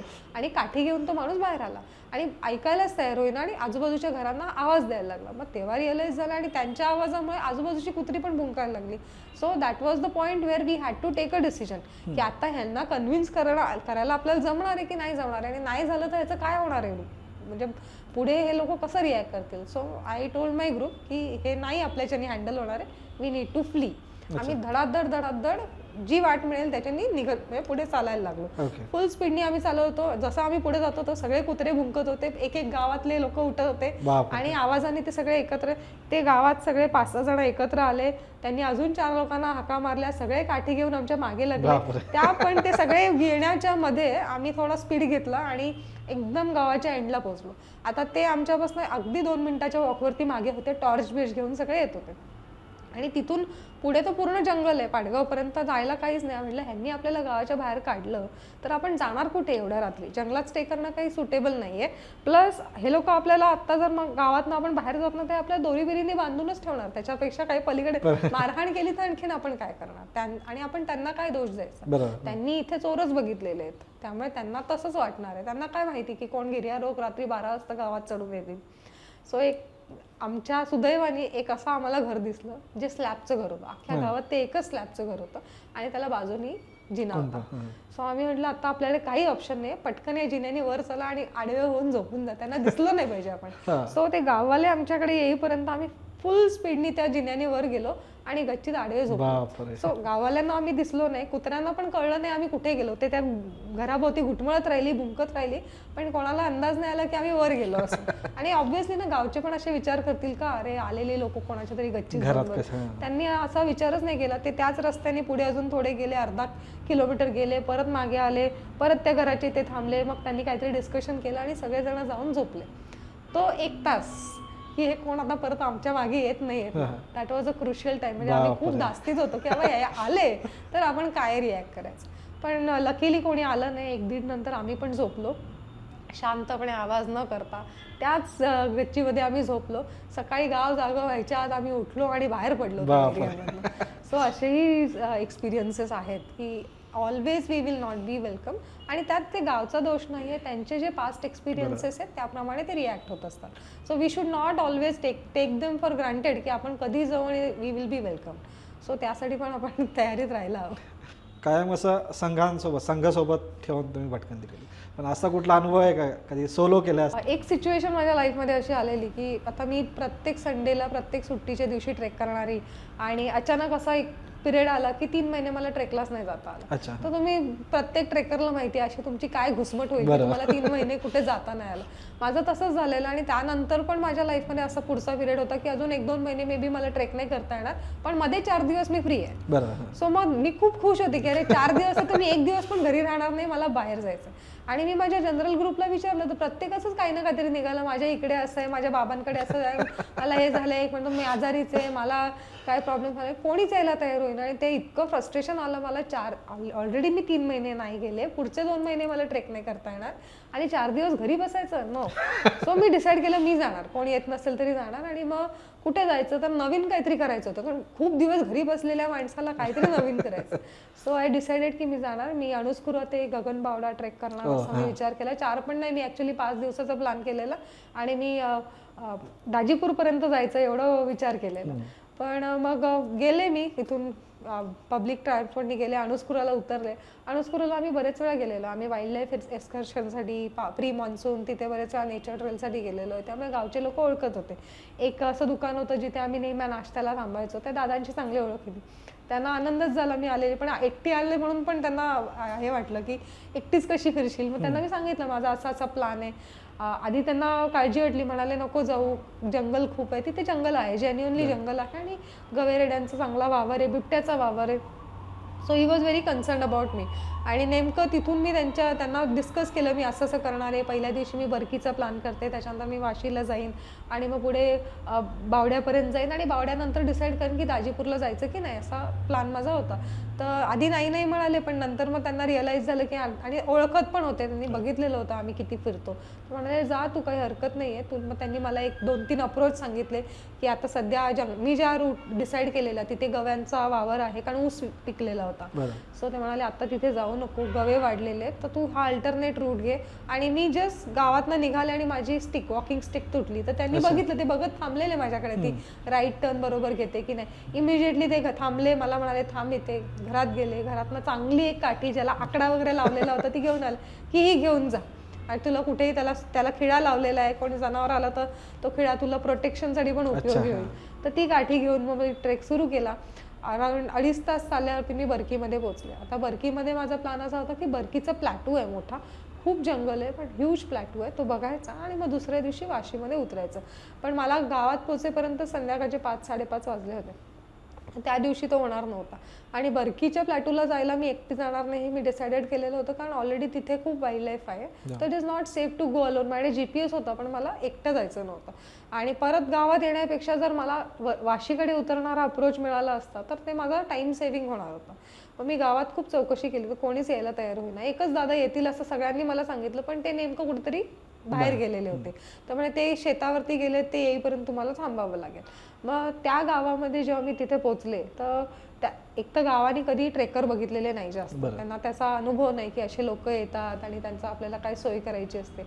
आणि त्यात एकटी मुलगी आलेली कोणाला झेपलंच नव्हतं. सो त्यांनी मला एका चावणीवरती बसवून ठेवलेलं की इथे थांबा, ते दादा येतील मग तुमची गाठ घालून देतो.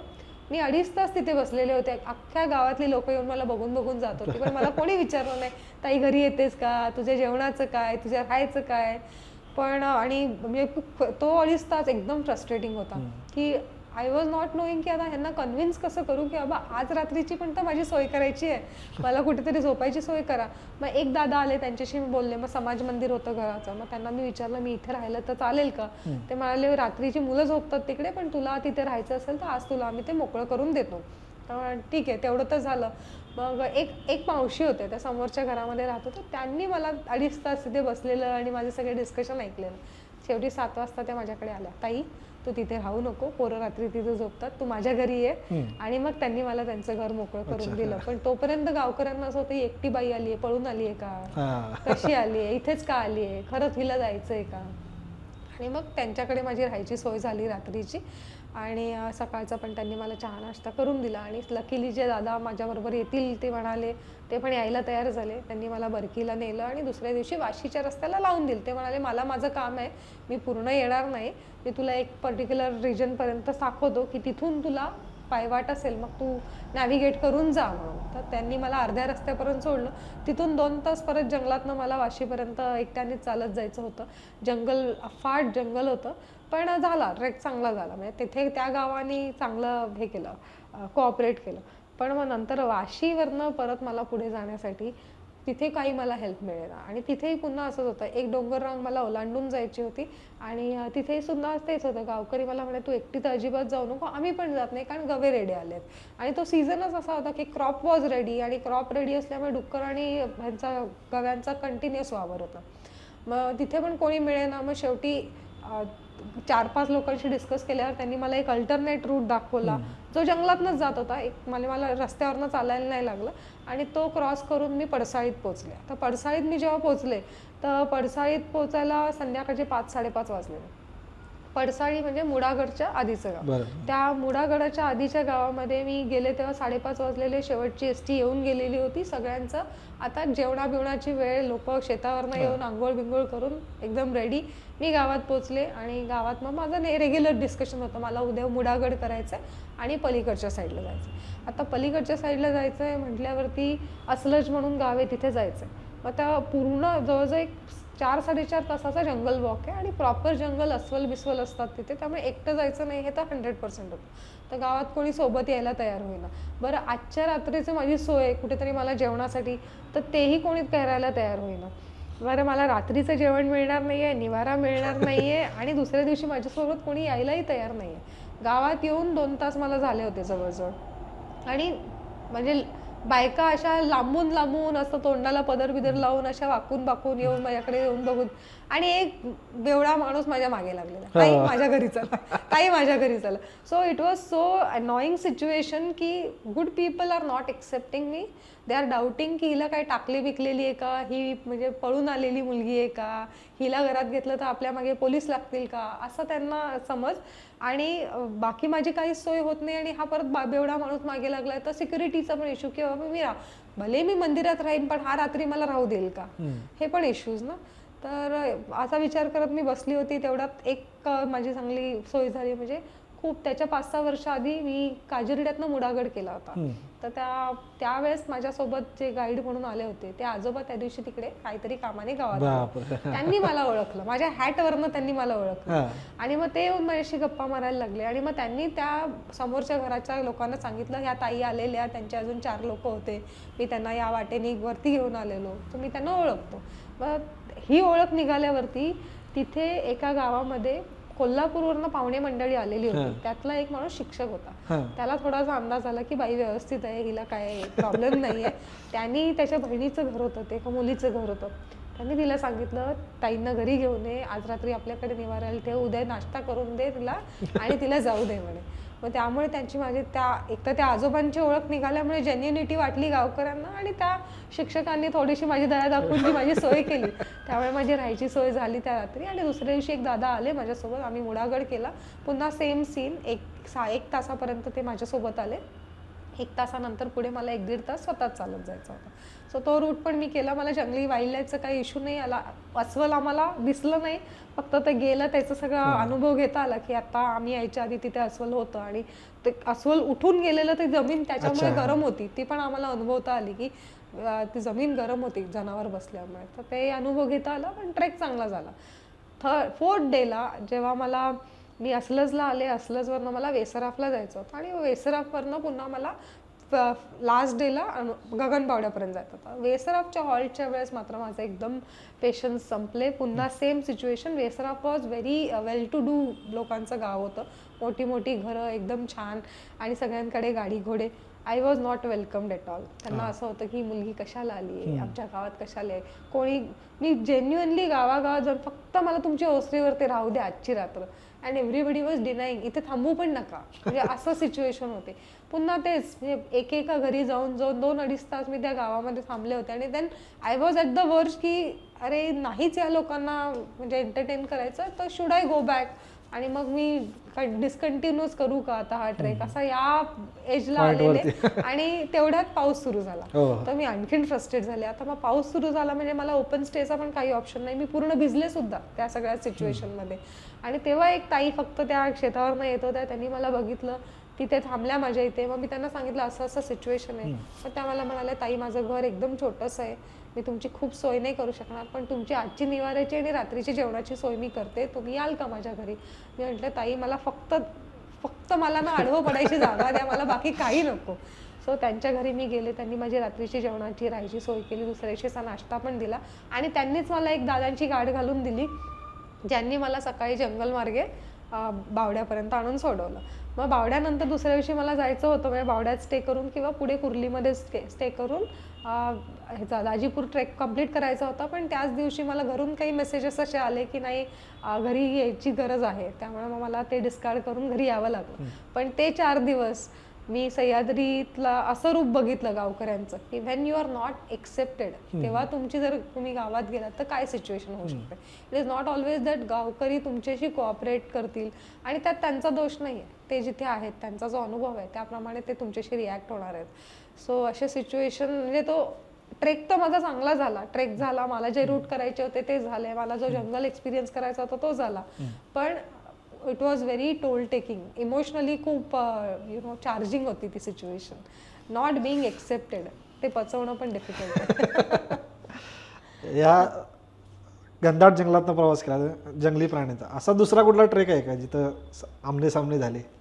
आमने सामने असे झाले म्हणजे आम्हाला कधी बघायला नाही मिळाले. एकदा बघितलंय, पण असं म्हणजे खूप असं क्लोज एन्काउंटर नाही म्हणता येणार. पण 2 एकदम सिम्पल किस्से आहेत ते शेअर करते. आम्ही आंबोलीला गेलेलो. आंबोलीतनं गेळे म्हणून एक गाव आहे, ते गेळ्या गावाच्या मागे नारायणगड आहे. तर गेळे गावात आम्ही गेलो आणि पावसानंतरच जस्ट गेलेलो, तर जंगल खूप वाढलेलं होतं, त्यामुळे गावातनं कोणी आमच्याबरोबर नारायणगडला यायला तयार होईना. आणि गावकरी पण खूप डिटर करत होते, खूप जंगल आहे आणि तिथे आता वाघाचा वावर आहे, तुम्ही जाऊ नका. तर वी वर डिटरमाइंड की नाही आम्हाला तर जायचंच आहे, आम्ही आलोच गेळे म्हणजे नारायणगड करण्यासाठी, आणि तो न करता कसं जायचं. तर गावकऱ्यांमधले सरपंच म्हणाले तुम्ही आलात माझ्या गावात तर मी तुम्हाला असंच जाऊ नाही देणार, माझ्या मुलाला तुमच्यासोबत देतो, पण अंधार पडायच्या आत रिटर्न. मग आम्ही गेलो, तो होता दादा आमच्यासोबत. वाटेतच म्हणजे जसं गाव जवळ आलं, म्हणजे किल्ला जवळ आला, किल्ला आणि गावाची जी हे आहे त्याच्यामध्ये एक छोटी कोल आहे. त्या कोलमध्ये आम्हाला की एक्सक्रिटा मिळाली वाघाची, चांगले एवढे मोठे मोठे, आणि ती ताजी पण होती चांगली. तर आम्हाला माहिती होतं की अरे बाबा इथे एक्सक्रिटा आहे म्हणजे वाघाचा वावर तर डेफिनेटली आहे. मग अशा सिच्युएशनमध्ये काय करायचं, जायचं नाही जायचं, तर आम्ही डिसाईड केलं असेल ना वाघ, आता तर नाही आपण जाऊया. आम्ही गेलो, किल्ला फिरलो, 1-1.5 तास आम्ही किल्ला फिरलो, आणि जसं आम्ही कोलकडे रिटर्न यायला लागलो आम्हाला खालून आवाज यायला लागला. की वाघ चांगला कॉल देतो, ग्रंटिंग जोरजोरात त्याचं. आपण राणीच्या बागेत वगैरे गेलं असेल तर आपण बघतो वाघ असा फिरत असतो आणि जोरजोरात मध्ये डरकाळी देत असतो, सेम आवाज येत होता. मग आम्हाला पहिले ओळखू नाही आला, पण मग it was a deep voice आणि तो मुलगा लगेच बोलला हा वाघाचा आवाज आहे आणि तो इथे कोलमध्येच आहे. सो आम्ही तिथेच थांबलो, थोडं मागे आलो आणि मग त्यांनी घरी फोन लावला, बाबांना सांगितलं की असं असं आहे आणि आवाज येत होता. त्यांनी फोनवरती ऐकवला बघा हा आवाज. तर त्यात दादा म्हणाले हा वाघाचाच आवाज आहे, तुम्ही एक काम करा, तुम्ही तिथेच थांबा, खाली येऊ नका, कारण तुमचा वास त्याला गेलेला आहे आणि म्हणून तो तुम्हाला वॉर्निंग कॉल्स देतोय. तो तुमचा वास त्याला आत्ता पण येतोय, तो तिथे थांबणार नाही, तो तुम्हाला फक्त वॉर्निंग देईल. डोंट चॅलेंज हिम. तिथे वरतीच थांबा, किल्ल्यावरतीच. भले तुम्हाला रात्रभर तिथे राहायला लागलं तरी चालेल, तुम्ही किल्ल्यावरच थांबा, खाली येऊ नका, डोंट चॅलेंज हिम. तो म्हणे त्याचं झालं, वॉर्निंग देऊन मन भरलं की तो त्याच्या मार्गी जाईल, मग तुम्ही उतरा. आम्ही अर्धा पाऊण तास थांबलो, अर्ध्या पाऊण तासाने वाघ निघून गेला आणि मग आम्ही रिटर्न आलो. सो हा एक एक्सपिरियन्स होता. म्हणजे it was very close encounter. म्हणजे आमच्यापासून हार्डली 200 मीटरवरती वाघ जंगलात होता, पण आम्हाला त्याचा एन्काउंटर नाही झाला. आणि सेकंड वॉज असंच तिलारीत गेलेलो आणि तिलारीमध्ये काळनंदीगड म्हणून किल्ला आहे. काळनंदीगडाच्या मागच्या साईडला एक दुरुंग म्हणून डोंगर आहे. त्या डोंगरावरती आम्हाला असं तिथले गावकरी म्हणाले तिथून सनसेट वगैरे छान दिसतो आणि एकदम पूर्ण जंगल आहे, मध्येच ते एक असं पीक वरती आलंय आणि तिथे जर तुम्ही वरती गेलात संध्याकाळच्या वेळेस तर 360 डिग्री तुम्हाला जवळजवळ 5-6 किलोमीटरच्या रेंजमध्ये जंगल दिसतं. तर म्हटलं जाऊया आपण सनसेट बघायला तिकडे, पण जंगल आहे आणि गावकऱ्यांनी सांगितलेलं खूप लेटपर्यंत थांबू नका, बिबट्याचा वावर आहे. आम्ही गेलो, सनसेटपर्यंत थांबलो आणि जसं आम्ही खाली येत होतो, खाली एका ठिकाणी आम्हाला एकदम जवळ आमच्या 10 फुटावरती एकदम स्ट्रॉंग ग्रंटिंगचा आवाज आला. तर सगळे थांबले, कारण सगळ्यांना ओळखीचा आवाज होता, बिबट्याचा आवाज आहे. मग 1 मिनिटं थांबलो, परत आवाज आला. म्हटलं डेफिनेटली आहे आणि आपण जर हाच रूट कंटिन्यू केला तर he will take it as a challenge की आपण त्याची टेरिटरी एन्क्रोच करतोय आणि मग तो आपल्याला दाखवेल काय आहे ते. म्हणून आम्ही विचार केला आपण हा रूट अबॅन्डन करूया, थोडं मागे येऊया आणि ट्रॅव्हर्स मारून बायपास करून जाऊया. तर आम्ही ट्रॅव्हर्स करून पुन्हा, आता समजा इथे बिबट्याचा आवाज येतोय, आम्ही इथून असं ट्रॅव्हर्स करून इथे आल्यावरती पुन्हा आम्ही त्याला समोरासमोर आलो ना, थोडं त्यांनी खूप जोरात ग्रंट केला आणि ऑब्व्हियसली ज्या वेळेस अंधार पडलाय, तुम्हाला माहितीये बिबट्या आहे, तर तुम्हाला थर्ड वॉर्निंग कॉल येतं, सगळेच घाबरतात. आपण किती म्हटलं मला बघायचंय तरी त्या मोमेंटला भीती वाटतेस. सगळे धावायला लागल्यावर आमच्याबरोबर यज्ञेश होता. त्याला अजिबात धावण्याचं काही स्ट्रेंथ बिन नव्हती आणि त्याचं वेगळं लॉजिक असतं. तिकडे ओ फक, तुम्ही कशाला धावताय, तुम्ही काय त्याला बीट करू शकणार आहे का, असं तो जोरजोर ओरडायला लागला. आम्ही धावतोय, धावता सागर त्याच्याकडे वळून म्हणतो आम्हाला त्याला नाही, फक्त तुला बीट करायचं. तो आला तर शेवटच्या माणसाला पकडणार, आम्ही पण. सो अशी कार्टी आमच्याबरोबर ट्रेकला येतात. सो असे एन्काउंटर्स आहेत, म्हणजे अजून पण 2-4 आहेत, पण थांबूया. कुत्र्यांच्या ह्याच्यावरनं पुढे जाऊया. घाटवाटाच्या एका ट्रेक दरम्यान तुमची स्टोरी ऑफ बटर स्टोरी असा काहीतरी एक प्रकार आहे, ती नक्की काय किस्सा आहे? सो घाटवाटांच्या ट्रेकला आपण जेव्हा जातो तेव्हा गावातनं जात असतो. तर गावात चिकार कुत्री असतात. आपण कुठेही ट्रेकला, किल्ल्यावर जरी जात असलो आणि जर आपण एखाद्या कुत्र्याला प्रेमाने जरा गोंजारलं असेल तर आपल्याला अनुभव असतो की ते कुत्रे आपल्याबरोबर यायला लागतात. तर असे कुत्रे आपण एखाद्या किल्ल्याला जात असो तर ठीक आहे, ते वेलकम असतात, आपल्याबरोबर येतात, परत आपण त्याच गावामध्ये उतरून येतो, परत गावात थांबतात आणि आपण घरी येतो. पण जेव्हा आपलं स्टार्टिंगचं विलेज आणि आपलं डेस्टिनेशनचं विलेज हे वेगळे असेल आणि अशा वेळेस जर कुत्री तुमच्याबरोबर आली तर ती कुत्री तुमच्याबरोबर येतात तेव्हा तुम्हाला होणारा त्रास वेगळा आणि प्लस कुत्र्यांच्या आयुष्यात येणारं स्थित्यंतर वेगळं, कारण ते डिस्प्लेस होणार आहेत. तुम्ही जिथून सुरू करताय त्या गावातलं रोळलेलं कुत्रं दुसऱ्या गावामध्ये वेलकम नसतं. तिकडच्या कुत्र्यांचे आणि त्याची टेरिटरी क्लॅशेस होणार आहेत. सो हे it's a not welcome scenario. कुत्र्यासाठी पण तो त्रासाचा आहे. तो तुमच्या प्रेमाखातर तुमच्यासोबत येईल, पण त्याला माहित नाही की ट्रेक संपल्यावर तुम्ही निघून जाणार आहे आणि त्याचं आयुष्य पूर्ण बदलणार आहे. सो अशा वेळेस आमचा प्रयत्न असा असतो की कुत्र्यांना बरोबर न्यायचं नाही. पण एका ट्रेकला आमच्यासोबत किस्सा झाला, म्हणजे दोन किस्से सांगेन. एक बटरचा किस्सा आहे आणि एक हा किस्सा. सो पहिले बटरचं सांगते.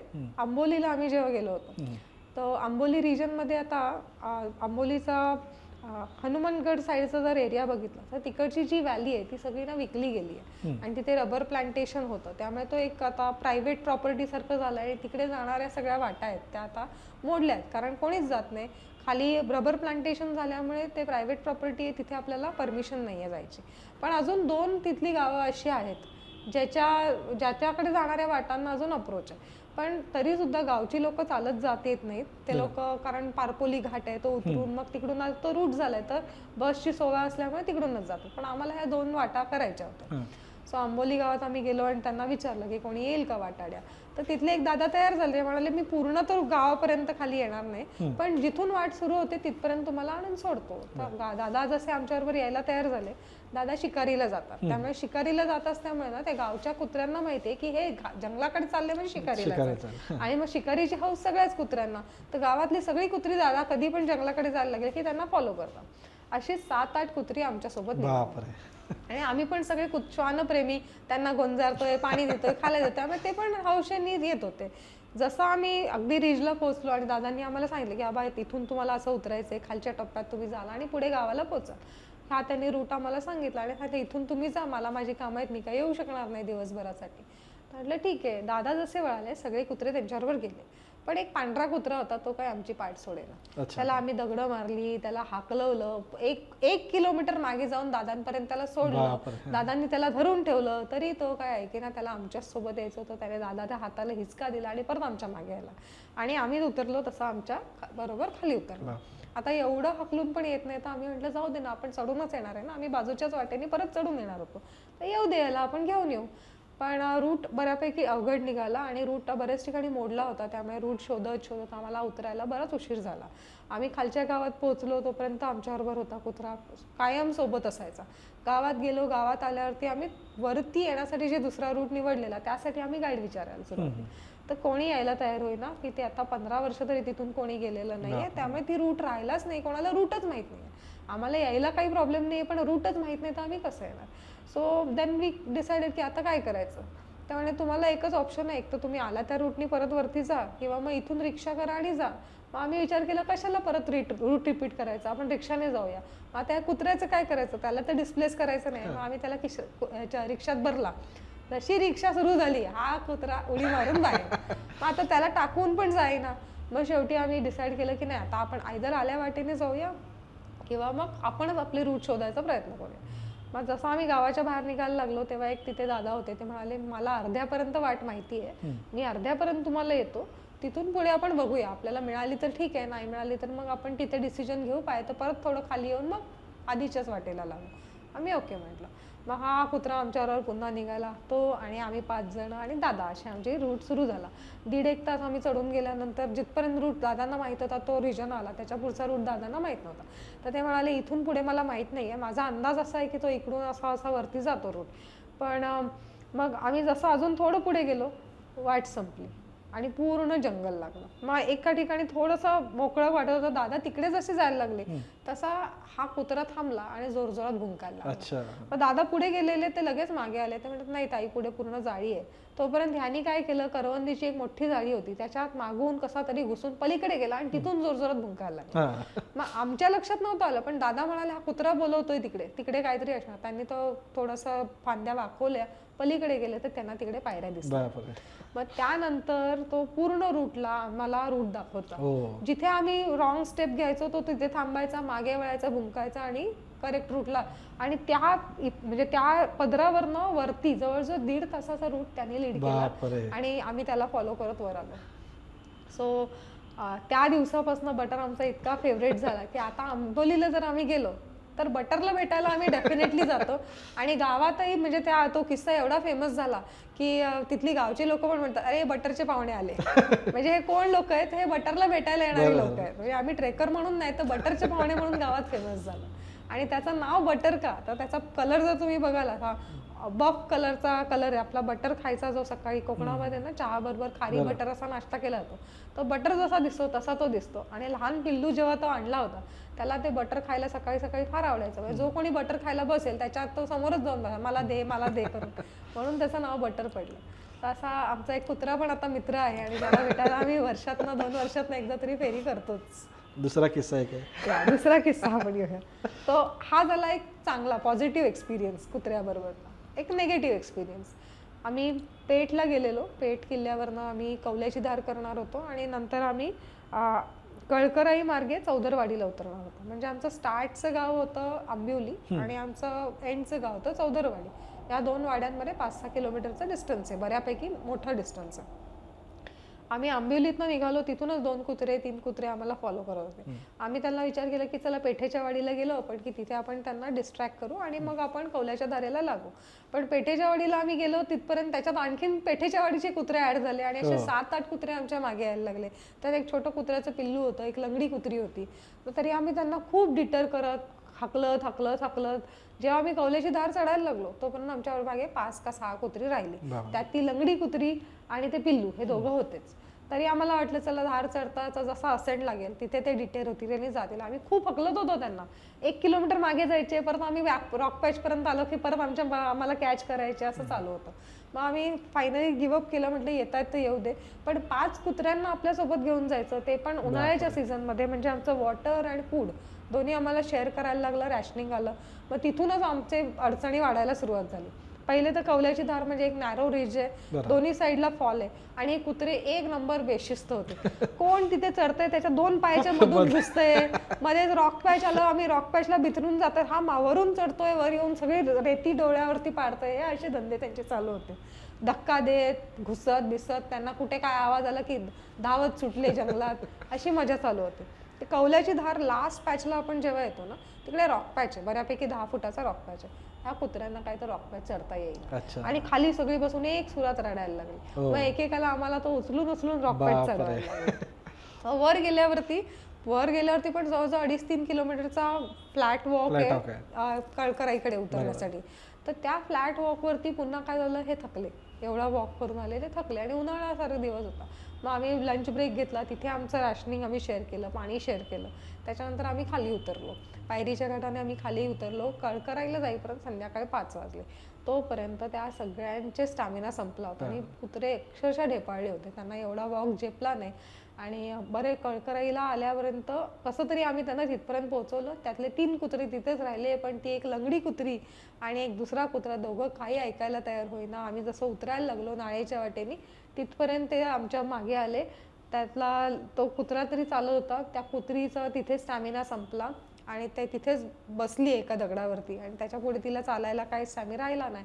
आणि मग ती रडायला लागली, कारण आता ती एकटीच राहिली, गाव पण मागे राहिलं, हे लोक पुढे चालले. शेवटी मग आम्हालाच वाईट वाटलं. मग यज्ञेशनी त्या कुत्रीला उचलून घेतलं, टॉर्च तोंडामध्ये, कुत्री हातामध्ये, अशी ती नाळेची वाट आम्ही उतरलो आणि मग शेवटी तिला चौधरवाडीत आणून आम्ही सोडली. पण मग त्यांचं डिस्प्लेसमेंट तर झालंच. मग चौधरवाडीतनं आम्ही परत कर्जतकडे जायला गाडी बुक केलेली, त्यात आम्ही त्यांना ठेवलं की चला आम्ही तुम्हाला पुन्हा आंबिवलीला सोडतो. दोघंही काय तयार नाही. गाडी सुरू झाली की दोघं वरून बाहेर. त्यामुळे त्यांचं डिस्प्लेसमेंट तर झालं, पण एकच होतं की ॲटलिस्ट त्यांना एका गावात तरी आम्ही आणून सोडलं, जंगलातच कुठे सोडलं नाही. सो आमचा खूप वेळ, खूप एनर्जी आणि आमचं फूड अँड वॉटर सगळं त्याच्यामध्ये म्हणजे युटिलाइज झालं या कुत्र्यांची निगा राखताना. थोडा निगेटिव्ह साईडचा एक्सपिरियन्स. वाईट ह्या गोष्टीचं वाटलं की अल्टिमेटली कुत्री डिस्प्लेस झाली, त्यांना आम्ही पुन्हा आहे त्या गावात आणून सोडू शकलो नाही. सो हा एक एक्सपिरियन्स होता. तर खूप क्वालिटी गप्पा झालेल्या आहे, भरपूर सारी माहिती मिळालेली आहे. घाटवाटा ट्रेक काय आणि त्याच्या घाटवाटा ट्रेक करताना काय किस्से घडू शकतात, तर त्याची सगळ्याची इत्थंभूत माहिती आपल्याला ह्या पॉडकास्टमध्ये मिळालेली आहे. तर धन्यवाद ताई, तू या पॉडकास्टमध्ये आलीस. तर आमच्या उन्हाळ भटकंतीकडनं एक छोटंसं गिफ्ट आहे, ते तू स्वीकार. अगदी छोटंसं आहे. थँक्यू सो मच आणि थँक्यू मला ही संधी दिल्याबद्दल. या गप्पा मारायला खरंच खूप मजा आल्या. प्रत्येक वेळेस जेव्हा मी असं काही डिस्कशन करते तेव्हा हे सगळे क्षण जे मी जगले ते मी पुन्हा पुन्हा जगत असते. त्यामुळे ही संधी दिल्याबद्दल उन्हाळ भटकंतीचे अनेक आभार.